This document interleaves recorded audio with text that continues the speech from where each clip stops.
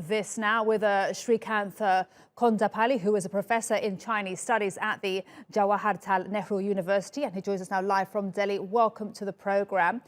Tell us right now, how much does Russia need China now in its ongoing crisis with the West? My previous guest said these were allies of convenience. Well, as you know, the Russian economy is heavily dependent on oil and gas exports to European Union countries. And because of the sanctions following up the Crimean events some years ago, the Russian GDP has declined substantially. Today, Russia exports a lot of these to China.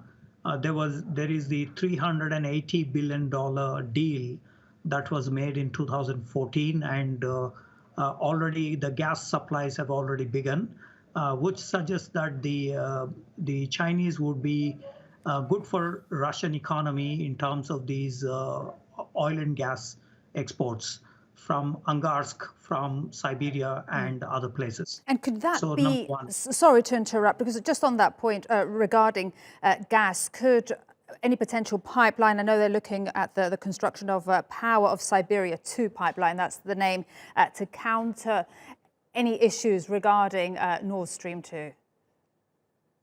Indeed, I think that was the game plan because of the sanctions and the disruptions in the energy supplies to European Union, number one. Number two, the overall trade between Russia and China has also marginally increased, despite some of the restrictions put by the Chinese due to the COVID-19 issues, such as on fish or other marine products from the Far Eastern Russia.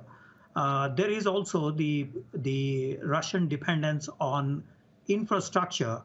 For example, the Huawei 5G has agreed with the 5G network, telecom networks in Russia. So this is one area where the Russians are looking forward for Chinese cooperation.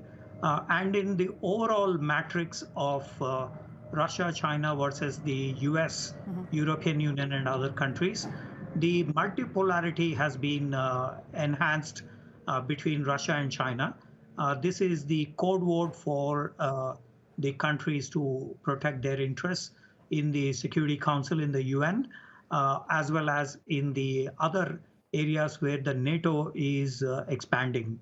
So in other words, there is the Russian dependence on China increased substantially, both in energy-related, technology-related, as well as in others. And we have seen more sophisticated military equipment from Russia is being sold to China. And let's flip this now. How much does China need Russia now? How does it benefit? Indeed, very much. I think the visit by President Putin is an indicator in this. Although he had met with President Biden in Geneva and the Indian Prime Minister Modi recently. So these are the only 2 physical visits that he made abroad, and the third one now in Beijing today. Exactly, at the opening ceremony of the Beijing Winter Olympics, which has just kicked off. Thank you so much for your analysis, Srikanth Kondapalli, live there for us from New Delhi. Appreciate your expertise. Thank you.